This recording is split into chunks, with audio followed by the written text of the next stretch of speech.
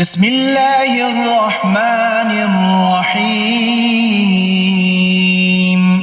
وآمنوا بما أنزلت مصدقا لما معكم ولا تكونوا أول كافر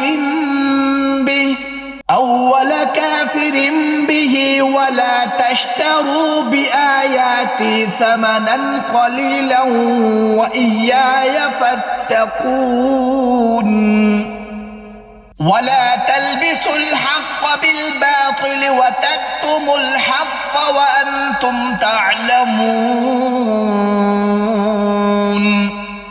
وأقيموا الصلاة وآتوا الزكاة واركعوا مع الراكعين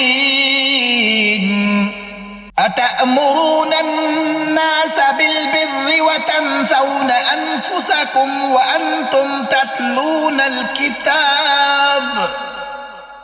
أفلا تعقلون واستعينوا بالصبر والصلاة وإنها لكبيرة إلا على الخاشعين